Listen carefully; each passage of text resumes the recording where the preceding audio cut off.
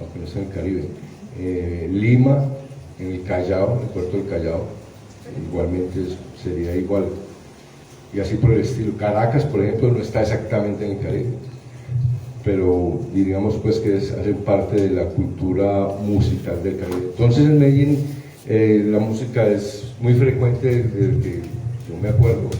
La música estaba presente en el ambiente, en la radio, en las casas, los sonidos que salen de los bares, de las vitrolas estas que son muy tradicionales en los bares allá. Entonces no es tan raro pues que uno tenga una sensibilidad ya como predispuesta por este tipo de música. Y bueno, yo inicialmente la música que me gustaba cuando era pues, joven, 14, 15 años, era el rock. El rock de esa época eran grupos como Jethro Tull, Ten Year After, The Who, Yes, Rolling Stone, obviamente, Beatles. Ese era más o menos el ambiente musical. Pero yo tenía unos amigos de un barrio popular. Yo vivía en un barrio clase media, en el centro de la ciudad, y unos amigos del barrio popular que eran amigos de nosotros y se reunían con nosotros, pues eran parte como de la gallada, pues el término que uno utilizaba para referirse a la reunión de los amigos. Y estos tenían unos discos de salsa. Recuerdo que eran los discos de la Fania, los primeros conciertos de la Fania, el concierto en el Chita, un club de Nueva York. Esos fueron los primeros conciertos de la Fania y ellos tenían esos discos y los escuchábamos. Era muy común que en las casas se hubiera un tocadisco, ¿no? Porque no existía obviamente el CD, eran discos, estas vainas negras, topas negras. Entonces eso era, y en las casas existía eso y la gente pues compraba los discos sobre todo para la Navidad, los 14 cañonazos, bailar y todo eso. Bueno. Y este muchacho pues tenía esos discos y los pusieron, y a mí me llamó mucho la atención porque a mí me gustaba el rock pero no entendía. O sea, chévere la música, pero y la letra, que yo suponía que la letra tenía que decir muchas cosas, pero bueno, yo no. Y cuando llegó este muchacho con esta música, a mí me pareció que era como rock pero en español. Entonces él sí lo entendía y tenía no sé, la música como tal, la música en sí, estrictamente la música tenía un empuje, una vitalidad muy particular que a mí pues me llamó la atención. Y bueno, ya entonces ya me empecé a buscar en las emisoras pues donde ponían más de esa música, en fin. Y con el tiempo a mí me pasó una cosa muy particular. Yo estando en el colegio, yo tenía que ir a la biblioteca. En ese tiempo no existía internet, entonces había que ir a las bibliotecas, ¿no? Era la Biblioteca Pública Piloto de Medellín. A hacer una investigación, no recuerdo qué. Y buscando lo que estaba buscando, me encontré con unas revistas, que son las revistas, la llamada revista alternativa. Esa fue una revista de la izquierda colombiana donde escribían García Márquez y todos los que ahora son pues súper reconocidos. Y ahí, en esa revista, yo saqué y me puse a mirar. Y en esa revista resulta que había una persona, César Pagano, César Villegas, conocido como César Pagano, un sociólogo que escribe, ¿sabes si tiene negocios en Bogotá? El José Pagano, no sé si se han escuchado hablar. Y él escribía ahí unas columnas acerca de música latina. Y yo leyendo eso dije, pues ve, sobre esta vaina se escribe, pues esta música es más que la moda porque ya estaba poniendo de moda, eran los 70 y pico, no sé. La salsa ya estaba en su furor, sobre todo en Estados Unidos, aquí estaba llegando apenas. Y a mí me llamó la atención pues que se hablara sobre eso, que se escribiera sobre eso, y pues se escribiera con un interés no solamente farandulero, sino como de que eso tiene algo que decir. Y así me fui pues yo como interesando ya más. Y coincidió también con que en Venezuela empezaron a prensar todo el catálogo del sello Fania, que aquí nunca se conoció esa música, ¿no? Cuando esa música salió en Estados Unidos, eso no llegó aquí, llegaron muy pocas cosas. Entonces en Venezuela empezaron una empresa llamada El Palacio de la Música, compró los derechos de esas grabaciones y los empezó a prensar, y eso empezó a llegar a Colombia por contrabando, y a Medellín llegaba en cantidades, y eran muy buenos y muy baratos, y música que no se conseguía en otra forma. Entonces así comencé yo una colección, y ese más o menos fue mi llegada a la salsa, y de ahí para adelante, pues ahí más adelante espero, ese es como el swing. A Popayán yo llegué en bus. Sí, en bus ciertamente. No, cuando yo estaba en la universidad, yo tenía una compañera que era de acá. Y alguna vez un familiar de ella fue a Medellín y por algún motivo fueron a mi casa. Me fueron a recoger, en fin. Y yo ya tenía música, ya coleccionaba, ya tenía una buena cantidad de discos. Pues una buena cantidad es muy relativo.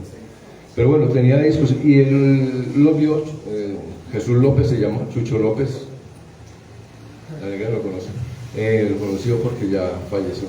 Bueno, entonces él vio y me propuso que montáramos una taberna en Popayán. Y, bueno, y vinimos y montamos la Topa Tolondra, un lugar que estaba ubicado diagonal al Banco de la República, tirando hacia arriba. Allí hay una casa que tiene una placa que aquí estuvo Simón Bolívar, no sé qué. Bueno, ahí justo en ese local. Y entonces montamos ese negocio, eso se llamó la Topa Tolondra. Yo estuve con él como 4 o 5 años, después nos separamos y ya montamos este. Y ya este ya tiene 25 años. Yo llegué aquí en el año 92 y en el 97 se abrió este negocio. Se abrieron 25 abriles. Gracias, Diego. Bueno, primero que todo, pues muchas gracias al Semillero Distopía por la invitación, al profesor Mueces que me lanzó el sablazo.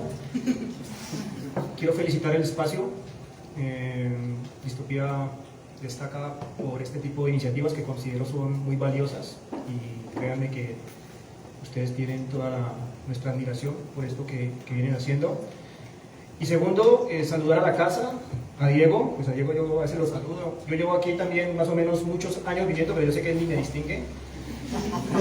Pero yo sí me siento aquí muy complacido de estar en este lugar, porque realmente La Iguana es un templo, ¿no? de la salsa en Popayán, pues un templo pequeño pero muy significativo, y muy significativo en la vida universitaria. Es decir, aquí ya cuando éramos estudiantes, nosotros ya aquí todos los viernes veníamos, ¿no? Y mantenerse durante ese tiempo, excepto por ejemplo la New York, y así, que es más, es otro tipo de apuesta, pero este realmente mantiene su esencia durante tantos lustros, ¿no? O sea, no deja de venir aquí años, y cuando vuelve encuentra La Iguana, y desde luego es el primer lugar de referencia, por lo menos para mi generación. O sea, fue La Iguana. No voy a comentar aquí intimidades, pero aquí profesores, ya hoy en día doctores, y universidades ya nombrados y demás, aquí empezaron su vida laboral. ¿Sí? Y orgullosamente yo digo, sí, ¿no? O sea, un proceso muy, muy bonito, y aquí veníamos, y no se imaginan ustedes qué otros profesores, que parece que ya mayorcitos, veníamos aquí a matar los viernes, ¿no? Eso por un lado. Entonces saludar, y la verdad me siento muy complacido. Y a la vez me siento muy cohibido, porque pues Diego es toda una institución, y acá todo su equipo el que la acompaña, pero yo no soy conocedor de la salsa, no tengo esa memoria de autores, ni la cronología, no soy musicólogo, nada. Entonces yo vengo a hablar es un poco desde el gusto, ¿no? Yo pienso que el profesor Mueces no tuvo a nadie más así, o el profesor Roa. El profe Roa, pues también es una institución, no sé dónde está, pero dije, bueno, porque si empiezo por allí. Pues dentro de los géneros, la salsa sí que es una pasión para mí, ¿no? Si me dieran a escoger entre los géneros, yo escogería de primero la salsa, el rock también, la música clásica, ¿no? Y la salsa en esa, lo que a mí me evoca, lo que a mí me produce, pues son incluso situaciones incluso de éxtasis, ¿no? Eso debe ser como chutarse así. Yo no me he chutado nunca, pero eso es más o menos cuando uno escucha ciertas canciones, ¿no? Y en el baile sobre todo. Y como no tengo mucho que contar, pues yo sí voy a hablar también mucho del vínculo de la música y del baile. De eso sí podría compartir un poquito. Yo llegué a la salsa forzado. Es verdad que en nuestro contexto, pues afortunadamente vivimos de entornos donde se escucha salsa, en nuestros barrios. Por nuestra cercanía a Cali, pues Popayán tiene esa influencia. Yo estaba pensando ahora, cuando venía para acá, que la música salsa y el baile de la salsa, hay allí una relación entre categorías bien interesante, y es que una relación inversamente proporcional, y es que a menor altura más baile de salsa. No, en serio, si uno se ubica en las zonas cálidas, es donde florece, se expande, se afianza. Y pues Popayán, nosotros estamos ahí como en el un término intermedio, ¿no? De hecho, somos más tirando a la montaña, ¿no? Al mundo andino que como tal no la ha desarrollado como tal. Y aquí, por ejemplo, pues ya que hacías alusión a Lima y al Callao, ¿no? Nuevamente volvemos a aterrizar, nos pasamos los Andes y aterrizamos, pasamos por el Valle del Chota en Ecuador, pero saltamos todos los Andes y caemos a la costa. Entonces, uno por el entorno, influencia, ¿no? de los barrios, de escuchar a los vecinos. En mi casa no se escuchaba salsa, se escuchaba música bailable, sí, pero no salsa como tal. Y ya en lo particular, yo llegué, fue obligado, en tanto que mi novia, que bailaba mucho salsa en esa época, mi novia de la época, me dijo: o aprendes a bailar o te sentás a mirar. Y bueno, entonces, pues no, había que aprender a bailar, por supuesto. Siempre comparto esto con los estudiantes, y es que yo me perdí toda mi adolescencia por no saber bailar, ¿sí? Yo me quedaba atornillado a la silla viendo cómo todo el mundo bailaba, y si hubiese sabido bailar, la historia sería otra realmente. Y eso se los comparto, es decir, es tan importante bailar. Bueno, a mí porque me encanta la salsa, ¿no? O sea, pero es tan importante. Yo a veces pienso que si nos montáramos un negocio tipo iglesia, debería ser a partir de la música y del baile, y es verdad que se superan las malas energías, ¿no? Sé que generan afectos, uno se encuentra, se disfruta sin necesidad de dogmas y cosas de esas, pero realmente es increíble todo lo que puede producir, en este caso, la salsa. Entonces, vengo por allí, y luego sí, ya cuando me empieza a gustar en serio ya al bailar y escuchar, caemos justamente en este tipo de espacios. O sea, concretamente caemos aquí, sí, la Topa Tolondra también. Yo la Topa no, sí, no, sí. Allá también conocimos, pero sobre todo fue en La Iguana. Y sí me vine a afianzar mucho en la salsa cuando ya salí, termino la universidad y salgo a hacer estudios. Primero estuve en Ecuador, luego en Madrid. Y ya en mi proceso migratorio, ¿no? Como esa reconstrucción de mi identidad, con otros colectivos, con otros connacionales, pero sobre todo gente de distintos países de América Latina, nuevamente caigo en escenarios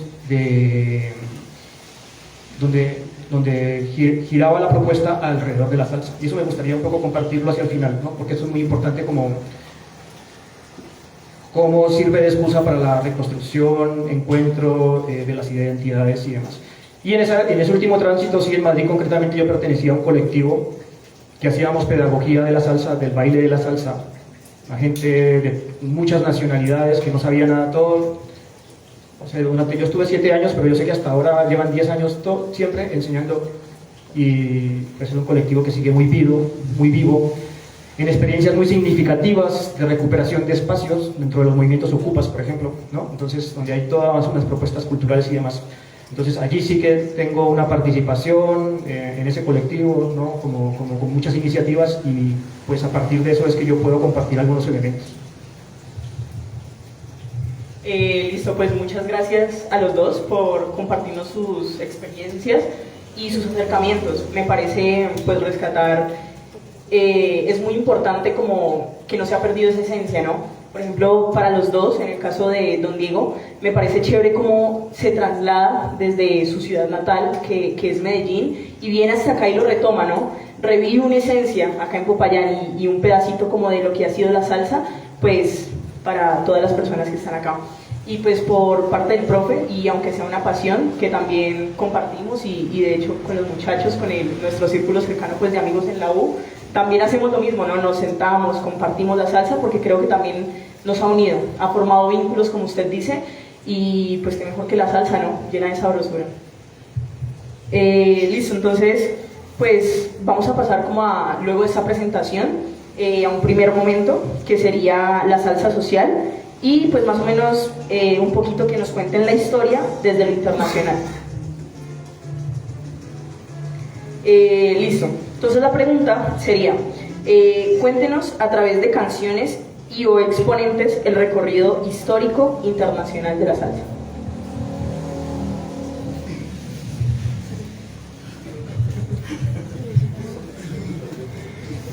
El recorrido. Pero más bien empecemos cómo se genera la salsa, pues. Sí, porque, a ver, ubiquémonos en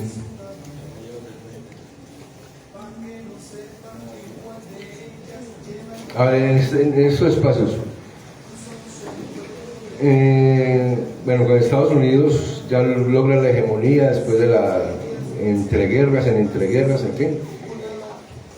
Y entre muchos de los usurpaciones de los norteamericanos, pues ahí cayó Puerto Rico, un tiempo Cuba también, pero Puerto Rico cayó con Filipinas, Guam, en fin, eso fue una negociación que se hizo con España, esos eran colonias españolas.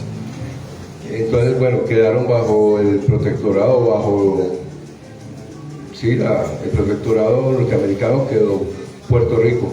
Eso le permitió a los puertorriqueños, gracias a unos acuerdos, en fin, que ellos tuvieran entrada libre como ciudadanos norteamericanos. Puerto Rico quedó con la categoría o con la denominación de Estado libre y asociado de los Estados Unidos. Esa categoría pues le permitió a los habitantes ir y venir sin problema, como si fuera un ciudadano norteamericano. Las condiciones de trabajo en Puerto Rico, las posibilidades de trabajo muy limitadas, mucha gente emigra, la mayoría hacia Nueva York. Se dan varias etapas de migraciones, por allá en 1900 y luego como en pasada la guerra, bueno, en los años 30 también con lo de la depresión hubo una migración grande. En la posguerra también hubo otra migración, pues Puerto Rico no tiene mayores recursos como minerales o pues que puedan hacerlo un país rico. Entonces mucha gente emigró hacia Nueva York. Estos primeros emigrantes pues llegaban obviamente a trabajar en los trabajos menos remunerados, los que los gringos no querían hacer. Esos trabajos lo hacían todos los puertorriqueños, básicamente puertorriqueños estoy hablando, porque la migración fue muchísima. Llegó un momento a haber más puertorriqueños fuera de Puerto Rico que en Puerto Rico, y buena parte de ellos en Nueva York. Entonces, bajo las condiciones, estos primeros puertorriqueños, digamos, que son los que llegan de la isla, pues llevan sus costumbres, su música, su gastronomía, en fin, y digamos que la conservan, la música tradicional de Puerto Rico, que, bueno, bomba plena y la música jíbara, que llaman allá, que es la música campesina puertorriqueña. Pero cuando estos primeros migrantes tienen hijos, esa primera generación ya nacida en los Estados Unidos ya no tiene ese arraigo con la isla. Para ellos la isla es desconocida, aunque pueden hablar español y medio inglés, pues su relación con la isla es muy lejana, solo a través de lo que le dicen sus padres. Entonces para ellos este asunto de la campiña y el campesino y toda esa cosa, para ellos no es nada. Ellos están viviendo en Nueva York, donde son, primero que todo, ciudadanos de tercera clase, son excluidos, están casi que recluidos en guetos.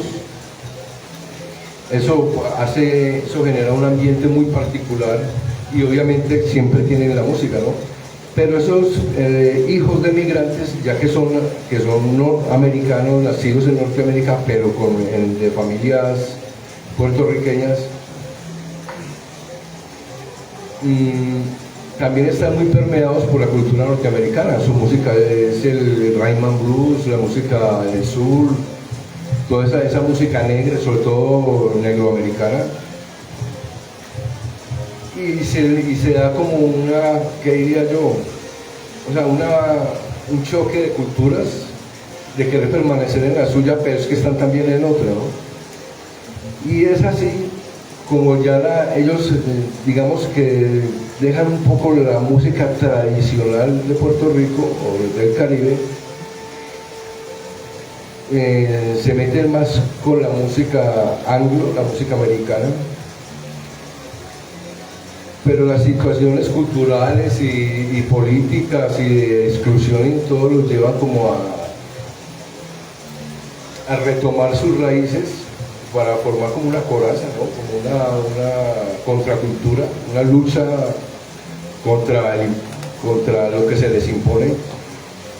Y así es como ellos en un principio empiezan a mezclar la música latina con la música americana, y eso fue lo que se conoce como el bugalú. El bugalú es una mezcla de música latina con el blues, con el rhythm and blues, con el soul. Y bueno, y van apareciendo personajes que ya están educados, tienen una conciencia social ya más definida, digamos, ya tienen estudios también. Y entonces empiezan a generar una música que ya se va alejando más de lo americano y se mete en lo latino, pero no en lo tradicional, sino que han enriquecido la música tradicional con el jazz, con el blues, con el rock. Y ese es más o menos como la génesis de la salsa. Y eso es por ahí, digamos, por los años 60. Pues eso, obviamente un género o un movimiento no tiene una fecha exacta, pues de que la salsa apareció en tal día, no. Eso es un proceso. Pero es que se consolidan, digamos, en un lapso que puede ser por decir algo, del 58 al 65, es como la transición entre el bugalú y el chingalín, que es cosa muy latino gringo, hasta que ya definitivamente se vuelcan a lo latino. Entonces ya a partir de ahí de los 62, 65, ya aparecen Joe Cuba, Eddie Palmieri, Larry Harlow, no sé, Willy Colón, muchachitos. Willy Colón empezó la agrupación cuando tenía 15 años, él era un niñito. Y los de su grupo eran niñitos, por eso los primeros de los discos de Willy Colón son terriblemente malos. O sea, musicalmente son malísimos, son muchachitos que no tenían casi educación, y ninguno musical, solo de oreja, de oído. Pero tenía una cosa muy particular, la música era muy deficiente en lo técnico, pero las letras hablaban de la calle, de la esquina, del barrio, de los que les sucedía. Lo que no hacían las orquestas viejas, que también eran de cubanos y de puertorriqueños, pero que tenían la tradición vieja. Entonces para ellos la música era otra historia, no fue lo que se convirtió para estos nuevos muchachos, que era una forma de decir, de revelarse, de cantar, de contar sus historias, ¿no? Y ese es más o menos pues el asunto de la salsa. Por eso la salsa es de Nueva York, la salsa no es puertorriqueña, ni cubana, ni nada. La salsa es de Nueva York. Se formó en Nueva York gracias a las condiciones particulares que había en Nueva York y las condiciones de migración de tantos latinos. También hubo migraciones cubanas, hubo migraciones colombianas. Por los años 70, finalizando los 70, mucha gente de Colombia viajó allá, venezolanos, pues mexicanos ni se diga. Entonces todo eso pues enriqueció culturalmente un ambiente que luego explotó en lo que fue ese fenómeno de la salsa. No sé si más o menos claro. Bueno, sin duda es Nueva York donde brota, ¿no? O sea, donde tiene el impulso. Pero a mí sí me gusta buscar el origen de la semilla, ¿no? O sea, yo sí subrayo un poco los antecedentes, la propia raíz, ¿no? Y en mi caso yo la ubico en la música afrocubana, es decir, todo un antecedente, eso sí me gustaría como subrayarlo, porque a mí me chirría mucho que nuestra salsa haya eclosionado en Estados Unidos, me chirría. Pero cuando uno busca los antecedentes, pues están en esa evolución, ¿no? de la música tradicional, especialmente cubana, ¿no? Desde el danzón, la charanga, el son. No es salsa, o sea, obviamente que eso no es salsa, pero esa es la estructura de la salsa, ¿no? Esa es la estructura de la salsa. Es decir, eso es lo que llega a Nueva York, y también que llega con el aporte puertorriqueño de la bomba y la plena, eso es lo que llega a Nueva York. Y allá en esa cocina, ¿no? En los barrios latinos, por un lado, que es lo que bien contaba Diego, pero por el otro lado, también la iniciativa comercial. Hay una iniciativa comercial, hay unos empresarios de la salsa, ¿no? Entonces, pues el sello Fania como tal, ¿no? O sea, esa gran apuesta que reúne a los más emblemáticos de los que conocemos hoy en día, hace parte de eso. Pero yo sí me voy nuevamente a la raíz y, por ejemplo, si ustedes me dicen cuál es el padre de la salsa, ¿no? Pues yo me quedo más con aquellos textos que dicen que el padre de la salsa es Arsenio Rodríguez, ¿no?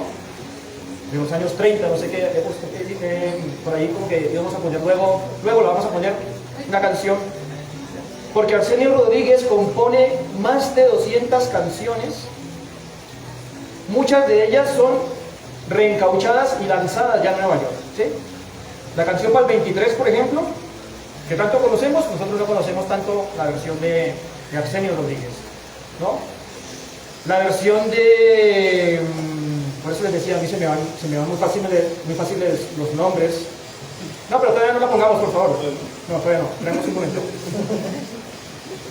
Bruca Manigua, por ejemplo, también. Canciones que luego fueron retomadas por Barreto y demás.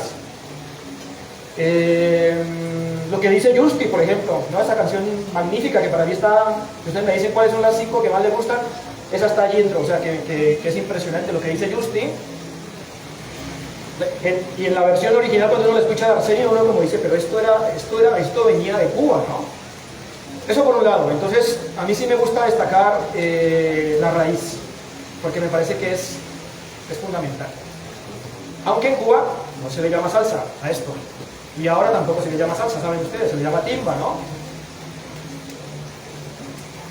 En la dimensión política de esto, del origen de la salsa, está en la influencia, yo no sé si llamarlo mestizaje, ustedes son expertos en esto, el profesor es experto en esto, en construcción de procesos de identidad y demás, pero en ese proceso de conquista, ¿no?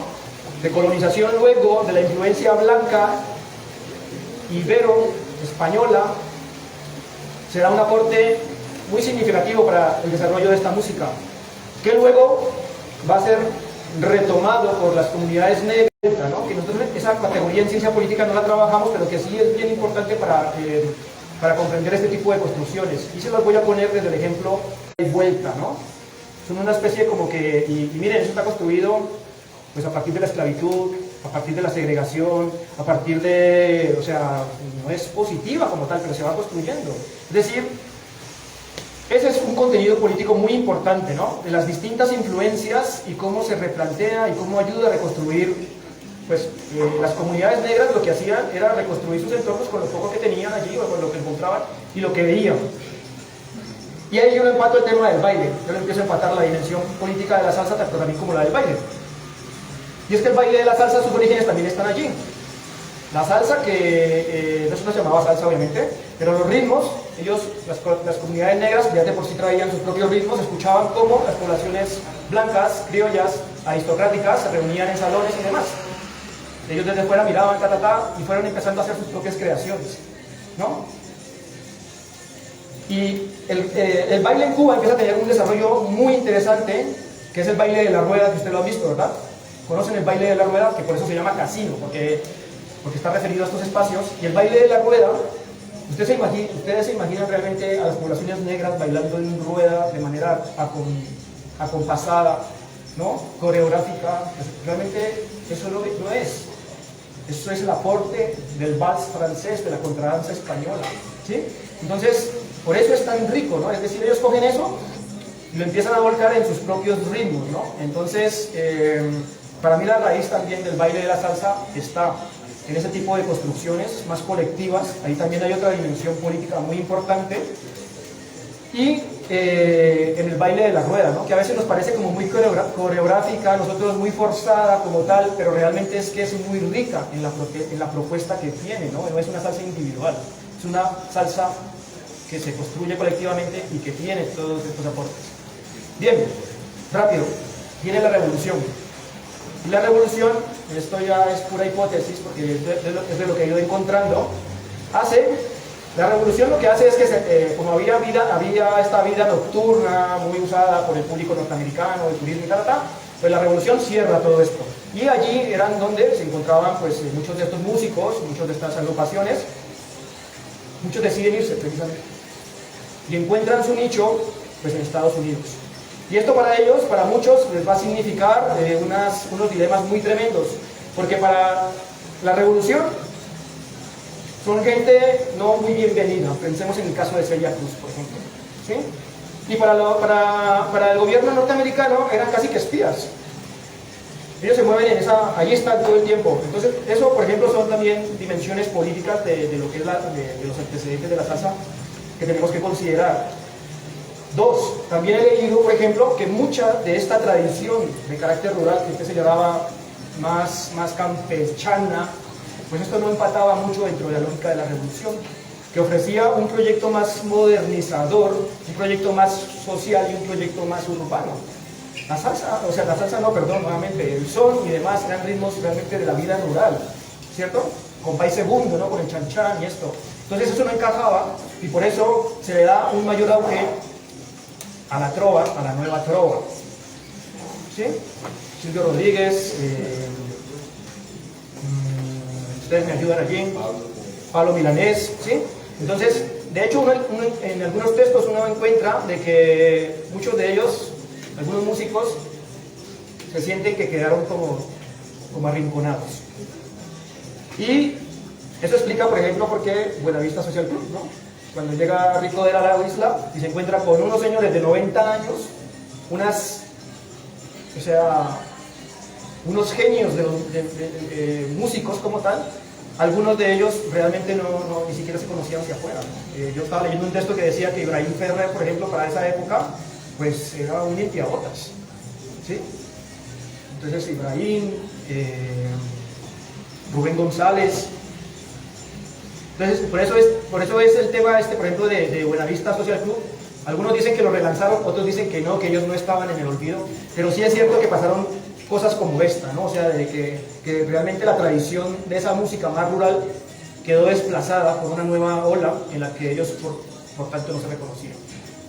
Y por eso es que más adelante, ya actualmente, la salsa como tal en Cuba, ellos no se reconocen con ese nombre de la salsa, ¿no? Ellos hablan más del casino desde el punto de vista del baile y más de la timba desde el punto de vista ya de las canciones y las entonaciones. Entonces a mí eso quería compartir, esa dimensión política del origen y sobre todo destacar la raíz del aporte afro-cubano y desde luego también puertorriqueño, ¿no? Pero sobre todo cubano. Y por eso la canción de Arsenio Rodríguez, no sé si se puede escuchar, Escuchemos un momentito. Esto es para el 23. Arsenio Rodríguez, algunos lo consideran el padre de la salsa. En realidad en la Feria de Cali también se le hizo un homenaje como padre de la salsa. Él sale también de la isla de Cuba. Él quedó ciego siendo niño. Ese señor le metió, ya en Cuba ya le metió a esto trompetas, le metió piano y le metió su voz.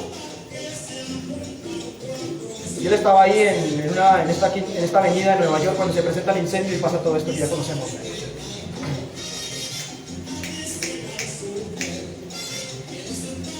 El baile de la salsa es un baile de paso corto, al igual que la cumbia, porque evoca las cadenas. ¿Sí?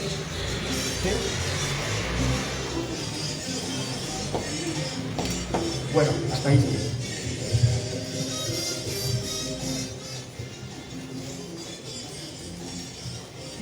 Bueno, pues ya con la idea pues que nos entrega el profe Carlos pues de escuchar una de las canciones, ¿cierto? Que de Arsenio, ¿cierto? Queríamos entonces proponerles a ustedes pues, un ejercicio, ¿cierto? Que era que si nos pueden decir 2 o 3 canciones en las que, bueno, no como resumen, sino que expongan sí, lo que estamos hablando de la salsa política, ¿cierto? La salsa social, dentro de este recorrido pues que estamos haciendo desde el internacional. Entonces no sé cuál de los dos quisiera empezar.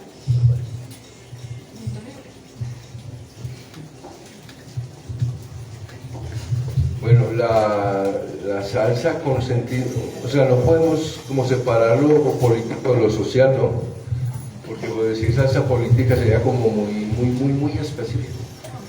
Pero socialmente sí se podría hablar de una salsa social, pues de unas temáticas de corte social, no solamente letra festiva, digamos, o folcloriosa de fiesta, sino unas letras que invitan a una reflexión, y eso en la música latina ha existido desde siempre. Desde antes de que existiera la salsa ya ha habido canciones de ese corte. Por ejemplo, se dice que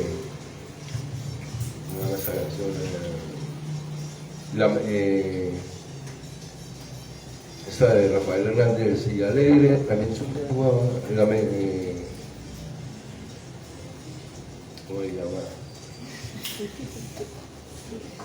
Ella que sale loco de contento con su cargamento para la ciudad. Eso me llama eso. Para la ciudad lleva en su pensamiento todo un mundo lleno de felicidad.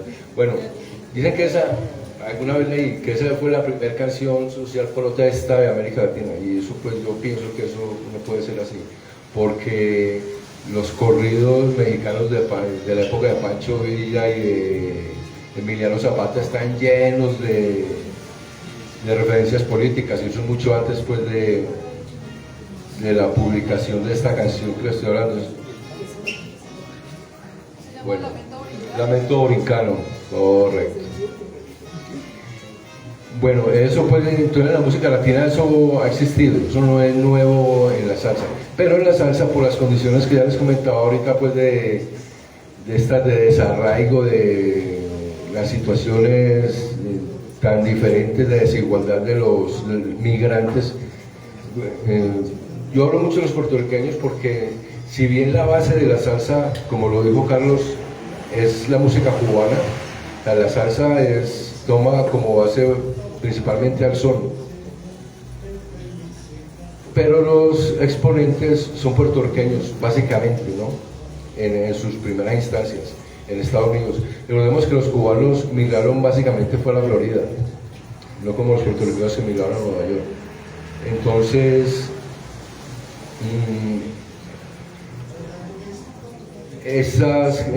bueno, aparecen ya en todos los salseros, en fin, y no sé, se me viene a la cabeza un personaje muy particular y que en sus canciones, en muchas de ellas, tratan temas sociales. Se llama Frankie Dante. Frankie Dante y una orquesta que su orquesta llamada La Flamboyana. Él tiene números sumamente contestatarios, o sea, casi panfletarios. Hay una canción que llama, por ejemplo, Ciencia Política, si yo, Frankie Presidente, que es si yo fuera presidente, habla un montón de cosas. Bueno, eso se me viene así a la cabeza, así, y bueno, de Rubén Blades, creo que ustedes son eso es bastante conocido, lo de Rubén Blades. Y más recientemente hay otras agrupaciones que le meten mano también a ese tipo de temática. Hay una que me parece a mí muy interesante que se llama Salsa con Conciencia. Eso se escribe como SCC, Salsa con Conciencia. Esa agrupación se separó y quedó una que llama La Excelencia, pero sigue la misma nota. Y no sé, y en muchas canciones, bueno, algo muy importante, hay un compositor fundamental en la salsa, Catalino Curet Alonso, Tite Curet. Es tal vez el compositor de la salsa más importante, el más prolífico, el de mayores éxitos. Gran cantidad de las canciones que ustedes se conocen de salsa, se lo juro, son de la autoría de Catalino Curet Alonso, un tipo que era periodista, pero periodista de escribir artículos en prensa, pero no es como el comunicador social actual, periodista, y además trabajaba en el Correo de los Estados Unidos. Él fue jubilado del Correo de los Estados Unidos y tenía pues la vena poética y cantidades de canciones. Es que es impresionante, de las mejores, muchas de las que cantó Héctor Lavoe, muchas de las que cantó Rubén Blades, las que hizo algunas de Palmieri para Peter Conde Rodríguez, para Tommy Olivencia. Bueno, o sea, ese personaje ustedes lo tienen que investigar bien y se van a dar cuenta de la cantidad de canciones que tiene este señor Catalino Curet Alonso. Plantación Adentro, por ejemplo, eso es de él. Si no estoy mal, Juanito Alimaña también es de él. Pueblo Latino. No, Pedro Navaja es de Rubén Blades. La vez está confundiendo con el cantante, no sé. Bueno, el cantante es una canción, la conocen todos, ¿no? Yo no soy el cantante. Estás confundiendo. El cantante solo escribió Rubén, pero la grabó Héctor Lavoe y él fue el que la hizo, pues un super éxito. Entonces me ocurren esos personajes, pero podemos, no sé, ahondar en muchos. Y hay otra característica muy especial de la salsa que le habla mucho al trabajo, que tiene que ver relación con el trabajo y bueno, y habla pues de las condiciones de trabajo, de muchos aspectos, y me parece que eso también aporta mucho pues a esa comunidad de canciones, digamos, de corte sociopolítico, porque es que, o sea, decir que es política, yo diría no, sociopolítico, y aquí entra, aquí está sonando Frankie la flamboyante. Ajá. Bueno, y eso así por ahora, pero no sé, buscando un poquito encontraremos cantidades.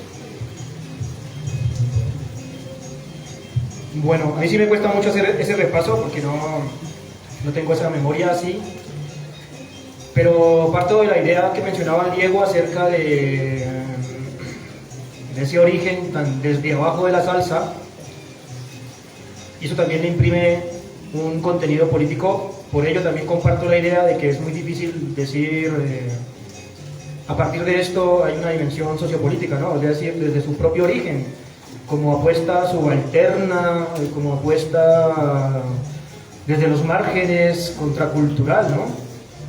Y en ese origen pues se comparte también con lo que ha pasado con otros géneros, ¿no? Pues pensemos por ejemplo con el tango,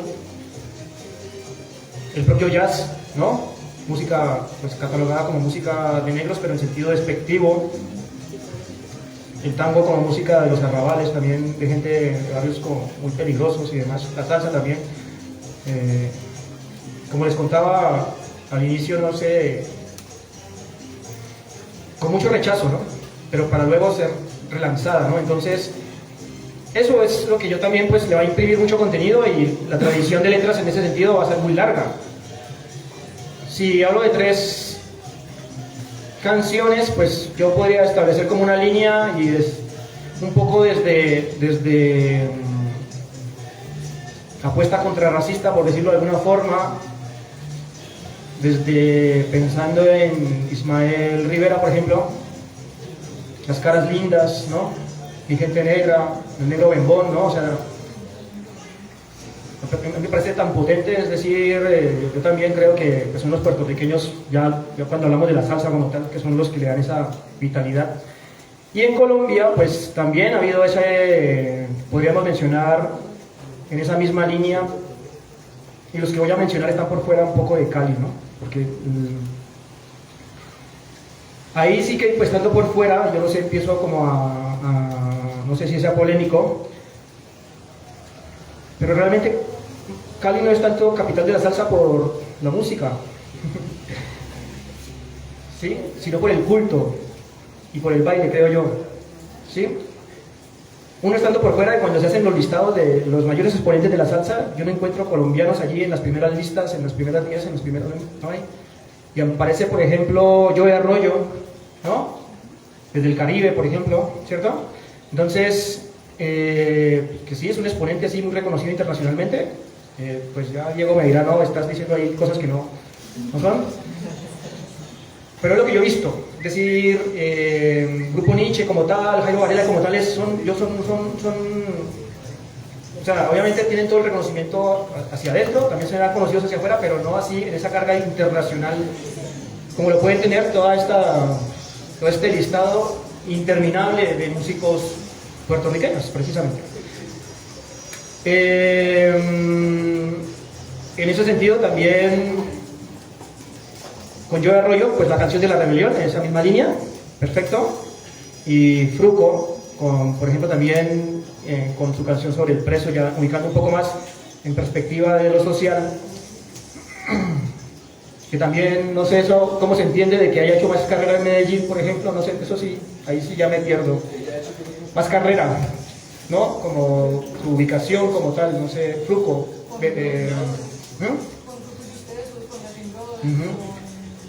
Mayoma, ¿no? Que entiendo que hace más carrera por fuera, ¿no? O sea, lo que estoy diciendo es que Cali es el epicentro en mi perspectiva, pero por otras cosas muy significativas, pero no precisamente por...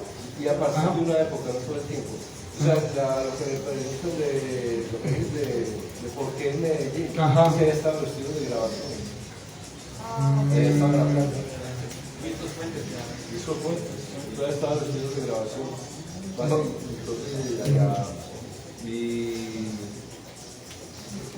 entonces se incentivó mucho pues esto de grabar, y por ejemplo Fruco tenía como 10 agrupaciones. Los Latin Brothers era Fruco, Fruco y sus Tesos, la Sonora Dinamita, eso es Fruco, los Enanos y Rosas, eso es Fruco, un montón de orquestas aposadas. Bueno, hay cantidad, fueron, no sé, 10, 12, 15 orquestas y todos eran Fruco.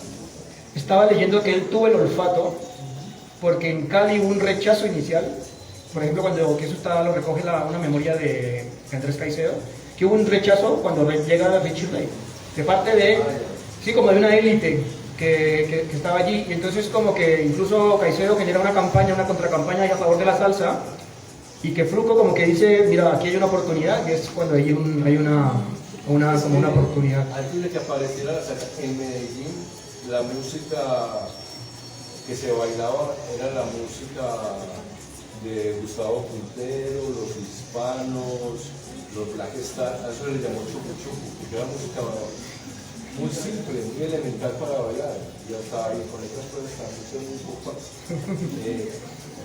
Y a eso es a lo que se refiere Andrés Caicedo cuando dice no al sonido paisa, la vida yo no sé qué, ojalá lo gusta, pues. Se refiere a ese tipo de música que obviamente estaba muy alejada de la salsa en calidad, de la salsa que llevó Richie Ray, comparar a Richie Ray con los Black Stars o con los graduados de Gustavo Quintero, pues eso ahí no hay comparación alguna. Entonces eso era lo que hablaba Andrés Caicedo, que Andrés Caicedo ya tenía un conocimiento muy grande de la salsa, además de rock pues también. Y eso es a lo que se refiere básicamente ahí en ese texto. que es un aviso, ¿no? Sí, sí, es una campaña que hizo, simbólica. Sí, cuando llegó Richie Ray como en el 72 a la feria, a las ferias de Cali. Pero que justamente también nos demuestra eso, ¿no? Es decir, cómo hay un rechazo todavía a nivel de las élites, ¿no? Sí, y no, lo que pasa es que el grupo justamente tuvo el olfato para ver que lo que venía era la salsa. Y otra cosa, yo el grupo estuvo en Nueva York. Ustedes han oído hablar de los corraleros de Majagual, ¿no?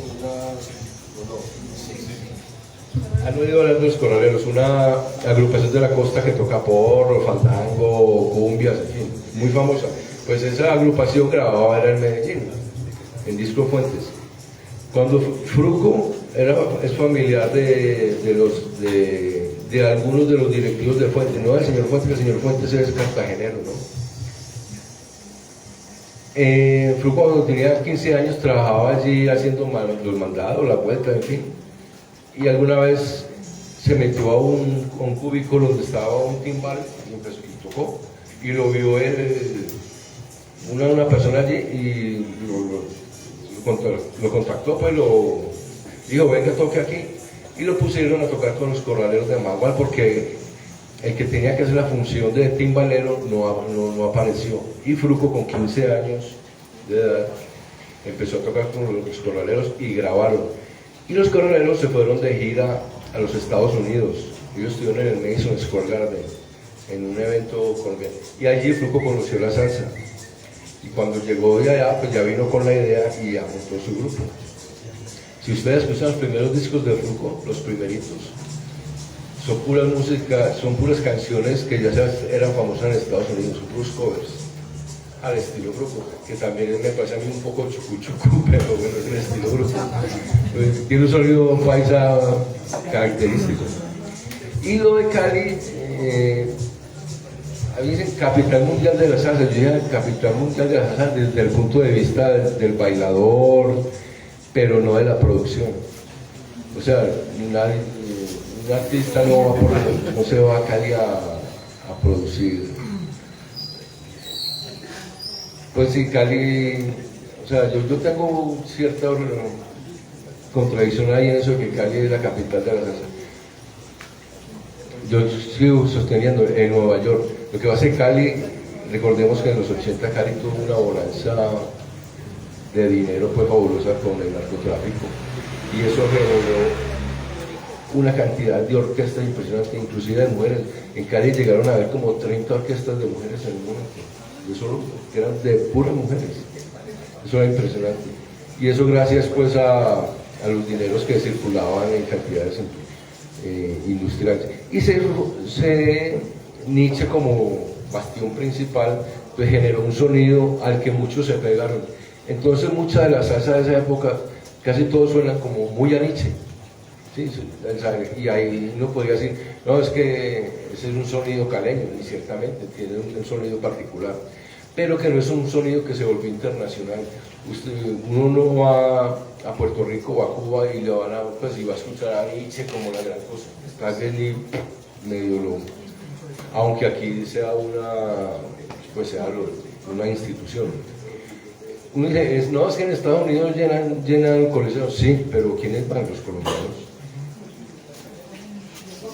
Porque la música, además, la salsa, independiente de la letra, tiene una cosa muy particular y es la instrumentación. La instrumentación es muy revolucionaria, la salsa es muy libertaria, diría yo, porque se le permite a los músicos destacarse. Entonces hay un solo de trompeta, luego viene un solo de trombón, después entra el pianista y hace lo suyo.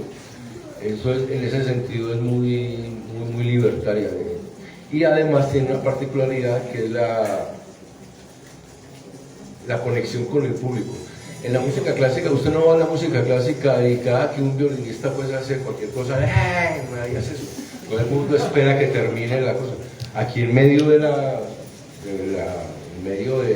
pieza, de la ejecución de la pieza, pues la gente está animando. Entonces eso se convierte en un ir y venir de sensaciones que usted hoy ve un concierto y tocan una canción. La Ponceña toca hoy Fuego en el 23. mañana en otro concierto la toca y no suena igual. El ambiente es diferente. Eso permea, pues no sé, como las sensibilidades. Y bueno, eso es lo que quería decir como en el sentido este de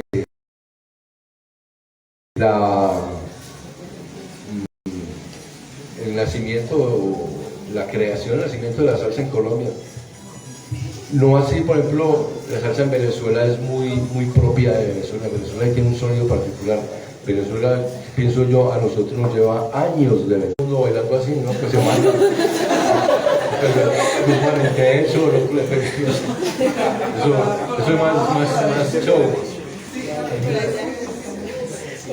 Y mire que yo diría que como que cada país o por regiones tiene su forma de bailar también, su particular. Los venezolanos bailan diferente a los puertorriqueños, a los cubanos. Y eso de la rueda casina es un fenómeno muy interesante que podrían abordar en otras circunstancias, porque eso es una cosa que tiene mucho de dónde hablar. ¿Yo? ¿Se puede un poquito? Sí, dale. Sí, creo que tenemos como una hora. Bueno, sobre el tema del baile, ya que lo han tocado, en cuanto a los estilos de baile hacia afuera, pues son así como reconocidos, efectivamente, el cubano, ¿no? Y sobre todo pues en su construcción ahí del casino. La versión que llegó a Estados Unidos, que es la de mostrar, la del pavoneo, para mí también esa me chirría mucho, porque pues es la salsa en línea, ¿no? Y eso es simplemente pura exhibición. O sea, lo que yo he visto por fuera, ¿no? Y la colombiana, ¿sí? Pero la colombiana, la caleña. Porque en ese llegar y desarrollo de la salsa en Colombia, pues también tenemos como epicentros, ¿no? Pues uno hemos hablado de Cali, pero también hemos hablado del Caribe. Y hay una tensión allí, ¿cierto? Por eso yo me refería un poco hacía más memoria de yo de Arroyo, ¿no? Por eso, y de las formas de bailar, ¿no? Cada quien reivindica una forma así súper chévere de bailar cada región. Pero la caleña también es un estilo reconocido. Pero la caleña tiene las dos vertientes, la caleña de los pasos rápidos y la caleña de exhibición, ¿no? Entonces, ahí también. Y obviamente la de la exhibición es la de exhibición, la de los bailarines, no la de los bailadores. Pero la de los bailadores, sí que ya uno, pues siguiéndola por experiencia, uno puede decir que es la que técnicamente es realmente la más difícil. O sea, no sé si hay bailadores aquí de salsa caleña, pero esa toca es, porque el casino fluye más, es decir, el casino, hay vueltas complejas, ¿no? La actual salsa que se baila, pues que se reconoce como en el exterior, se reconoce como el estilo caleño, viene siendo como más gimnástica, ¿no? Y como tal, como un ejercicio deportivo. Si ustedes ven, se puede aprender de ese estilo, más muy acrobática. No, pero también enseña la de los pasos, ¿eh? O sea, la de los pasos. De hecho, en cuanto el pasito caleño, y eso, los pasitos caleños son muy complejos. O sea, por eso digo, técnicamente es la más difícil. La salsa en línea, ya que estamos, y ya que esto es un espacio, ya que estamos con las cervezas, un poco ya de manera desenfadada, para mí la salsa en línea es una, no sé si hay gente, pero es una mierda. Es decir, en Europa, no por el daño que ha hecho.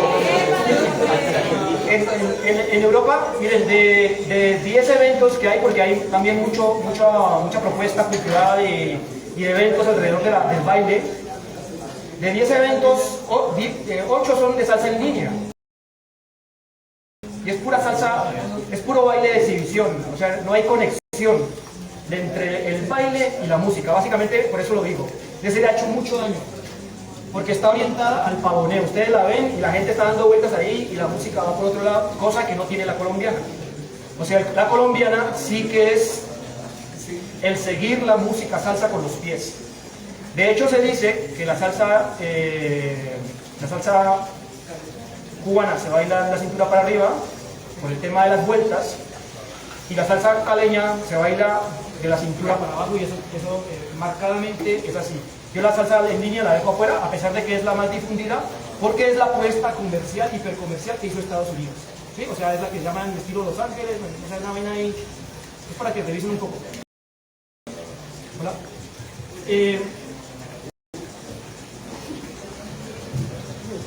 Y de la salsa colombiana, pues la caleña como tal sí que se conoce menos, pero porque es como técnicamente es tan difícil, la diseñan realmente gente que ha salido de Cali, ¿no? Allí tocó el tema de las escuelas, la importancia de las escuelas, y cuando ya volvemos a Cali como capital de la salsa, o haciendo las aclaraciones que se han hecho, yo sí creo que tiene mérito a partir, uno, de las escuelas y del culto a la salsa. Eso yo no sé, yo no he estado en Puerto Rico, no sé, pero si algo uno sí distingue, es que en Colombia sí hay un culto como tal. O sea, el tema este que usted hace, el tema del coleccionismo, por ejemplo, ¿no? O sea, eso ha sido fundamental para de nuestros papás también, o sea, eso, por ejemplo, es difícil de encontrar en otros lados como tal, así, ¿sí? El culto y el baile, que en Cali, con más de 200 escuelas, no sé cuántas, pues ha generado una tradición, ¿no? Y eso es muy importante, es decir, en Popayán, aquí el casino también se conoce porque en algún momento llegó a la escuela de Ru Café y empezó a montar aquí algunos talleres. Entonces el papel de las escuelas es fundamental, y yo por allí es donde yo le abono mucho a Cali, que realmente sí ha construido su identidad a partir de ser reconocida como una capital de la salsa. O sea, efectivamente eso, bueno, y por los festivales desde luego, ¿no? Es decir, eso es, a pesar de que a veces ya terminan tocando más reggaetón que otras cosas, pero cuando uno también va, pues a Cuba, sí he tenido la oportunidad de ir, y cuando uno iba a los bares de Cuba a ver cómo era la salsa, pues allí se bailaba, era puro reggaetón igual. O sea, sí, o sea, por eso yo destacaba el tema de la iguana, ¿no? Es decir, mantener una línea allí. De hecho, nosotros decíamos siempre, es que la iguana no pasa de tal año, ¿no? Más o menos sabíamos que no pasaba de tal año, porque eso ya era un sacrilegio, ¿no? Entonces, mantener la línea musical, pues es muy plausible, ¿no? Bueno, eso sería en cuanto a...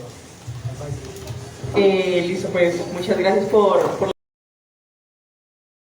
las respuestas y como por acercarnos un poco más a eso que ha sido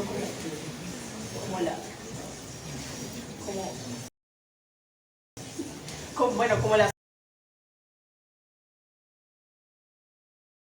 salsa aquí en Colombia, y pues creo que sí es como importante rescatarlo y saber que, digamos, se encuentra, ¿no?, esa identidad por acá cerca, y pues por ejemplo en Cali, como lo mencionaban, con el baile, con este tipo de cosas, y que al final termina siendo una construcción, ¿no? Entonces creo que sí nos han acercado bastante como a lo que era nuestra siguiente pregunta, que era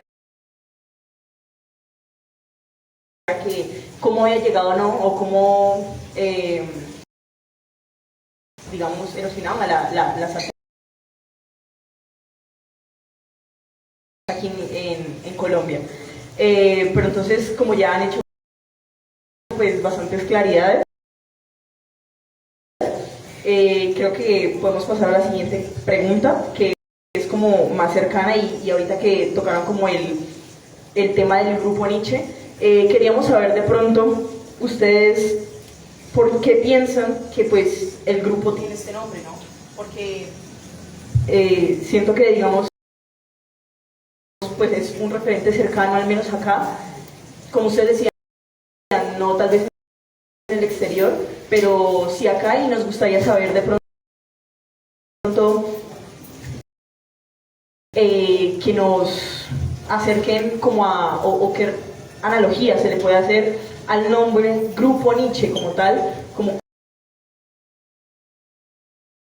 con lo político, ese componente social y político del que hablamos.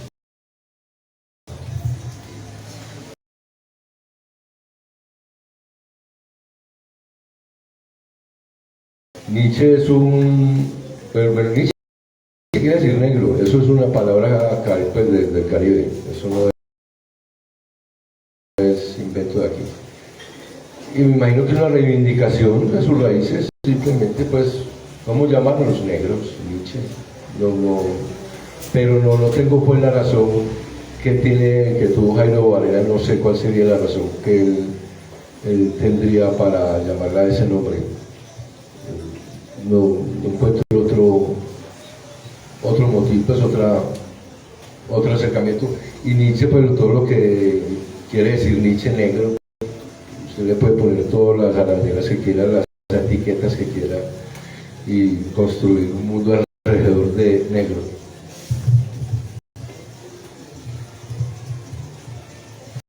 Bueno, no, yo tampoco conozco en cuanto al grupo como tal, el por qué se decidió por la palabra como tal. Pero ya como haciendo una reflexión, pues uno sí podría decir que Nietzsche pues tiene distintas acepciones y tiene una carga también en otros países peyorativa, despectiva, ¿no? En Colombia también a veces se usa de manera despectiva, ¿cierto? Lo usamos de manera despectiva. Pero ya en lo que esto en lo que ha permitido, yo creo que es una apuesta precisamente por reivindicar el componente negro como tal, ¿no? Y en ese sentido creo que eso ha permitido que la palabra Nietzsche, entendida en este contexto, se desligue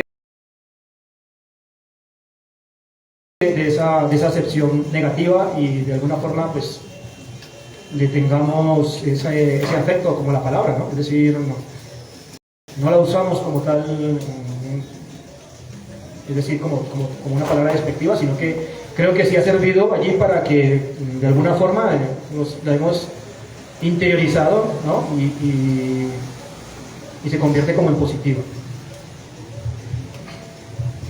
Bueno, pues como ahorita decía mi compañera Camila, nosotros tenemos como una lógica pues dentro del recorrido, es cierto que vamos del internacional a llegar acá a Colombia y pues ustedes ya lo recorrieron, ¿cierto? Entonces, pues dentro de lo que hemos venido escuchando, ¿cierto? Pues nos surge también como una duda y es ese papel pues de las mujeres dentro de la salsa, ¿no? Por ejemplo, ahorita don Diego nos comentaba que habían alrededor de 30 agrupaciones de mujeres, entonces queríamos escuchar o queríamos saber un poco más acerca pues de ustedes cómo ven ese papel de la mujer dentro de la salsa, no solamente pues de lo sociopolítico, sino dentro pues de todo el género como tal.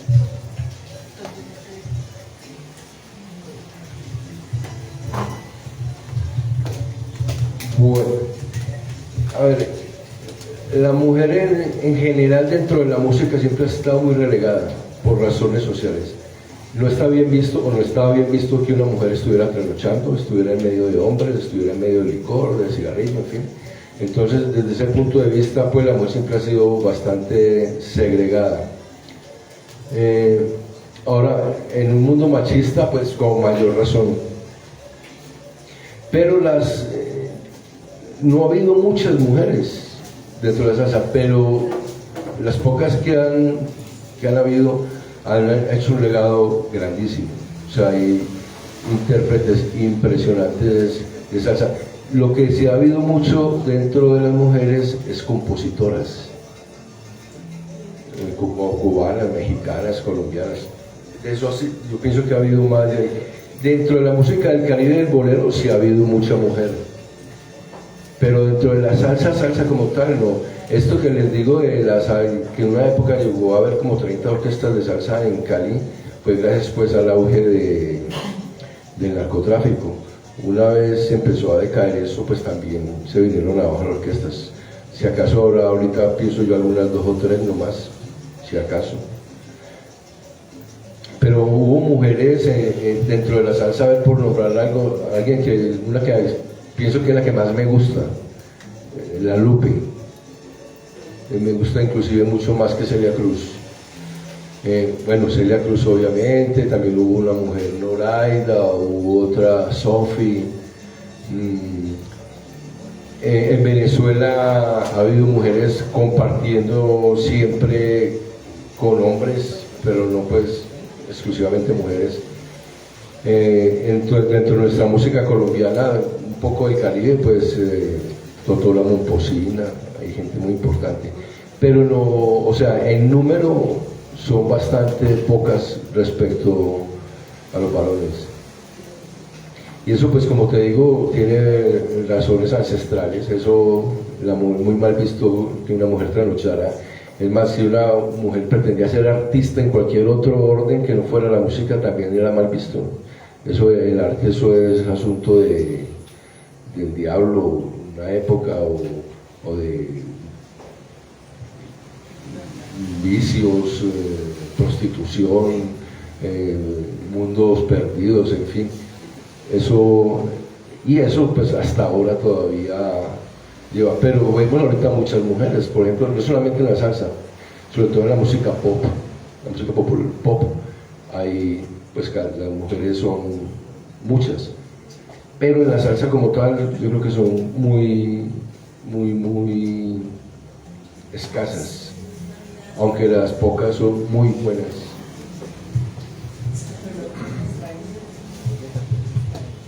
Sobre la figura de la mujer en la salsa, pues yo encuentro que hay como dos niveles, ¿no? Uno, el que Diego ha explicado bien, que es ella como sujeto, o sea, la mujer es como sujeto en el desarrollo de la salsa. Pero hay otra, es en la representación, ¿no? Es decir, cómo se ha representado a la mujer en la salsa. Y pues es lo mismo. O sea, una representación muy compleja a partir de letras cargadas de misoginia. Cuando yo estaba hablando, por ejemplo, de Ismael Rivera, de Las Caras Lindas y demás, pero él también tiene canciones muy complicadas que uno no podría hoy poner a alto volumen, como por ejemplo esta de Te doy un piñazo, si te pillo, si me pones los cuernos. ¿Cómo se llama esta? Si te cojo coqueteando, sí, ya vale lo que va a pasar, un piñazo te voy a dar, un golpe te voy a... Entonces muy complicado, ¿no? Siendo... Pero cuando llegue este libro para limpia, mi carro lavado, hay mucho. Pero mucho es mucho. Sí, la música latina está cargada de machismo, es impresionante. Qué mala eres porque no te quieres, están todas las canciones. Sí, Mala mujer, mátala, además, o sea, eso es feminicidio hoy en día. ¿Sí? Es a eso hoy, ¿no? La representación. Sí, y para allá iba la reflexión, ¿no? O sea, nos quejamos mucho del tema del reggaetón, pero porque el reggaetón es toda, realmente, en general, no toda, ¿eh? Porque también me gustaría comentar que hay propuestas contra ese tipo de reggaetón, de hecho, hechos desde el feminismo y desde otro tipo de... Sí, una apuesta política desde el reggaetón, por ejemplo, también hay. No estamos hablando de eso. Lo que quiero decir es que nos quejamos... No, mi crítica al reggaetón, esa es una, por supuesto, pero es sobre todo por la pobreza musical. Y ya no hace falta ni siquiera tener voz. No hace falta tener voz, iTunes, lo que sea, tal, eso lo vimos en primero, me acuerdo cuando nos pusimos no hace falta tener nada, calidad cero, no hace falta nada. Pero bueno, ese no es el tema. El tema de la representación, pues muy complicado y sí puede ser que se haya mejorado en ese sentido. De hecho, me acuerdo de canciones, por ejemplo,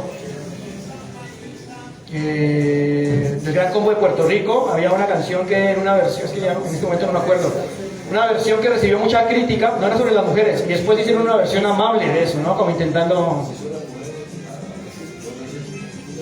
Ellos sacaron una segunda versión porque la primera realmente no, es la del trabajo, esta de... No, ahora que ya estemos en... Algo así, esa creo. Esa tiene dos versiones, valdría la pena buscarla. Yo me levanto por la mañana, ta, ta, ta. Esa tiene, por ejemplo, dos versiones, es decir, que sí ha habido... Hay un proceso como de... Sí ha habido un proceso también de mayor conciencia al respecto, creo yo. Pero hay que tener presente de que muchos de estos músicos que para nosotros son emblemáticos, son de culto, pues en su producción tienen una carga bastante negativa en este sentido. Y bueno, por supuesto, La Lupe para mí también para mí es la que más me gusta. valdría la pena que la pusiéramos y ponemos Fever, por ejemplo, esa voz tan explosiva, así como dicen que era ella, ¿no? O sea, que era un volcán realmente, ¿no? Y que uno la escucha y es como tan potente. Me parece Fever de La Lupe. La Lupe. Quería hacer un comentario, pues que no sé, yo sé que ustedes dos van a decir, el tema de la salsa rosada, que es ya la salsa que empezó a surgir después de los 80, pero algún día escuchando una historia sobre este tipo de salsa, hablaba que las letras de esa salsa le hablaban más bonito a la mujer. Y si las vemos, si las escuchamos, sí les habla del amor a la mujer, de lo importante que es ella, o sea, la resalta. Entonces, por eso, esa salsa caló en otros espacios, porque fue más aceptada para la mujer y se como que conectó con la sensibilidad y la parte emocional que pues nos aborda en muchos aspectos. Y claro, y era como el contrapeso a toda esa misoginia que tenía la salsa dura. Ahí les dejo. Sí, en buena medida, ¿no? En buena medida ese es el éxito que ha tenido esa música. Y además que está muy pegada a la balada. Ah, sí, pues muchas son remasterizadas. La tradición de la balada, que ahorita esas baladas las pone bailables. Que es una apuesta de la industria, ¿no? Claro, eso.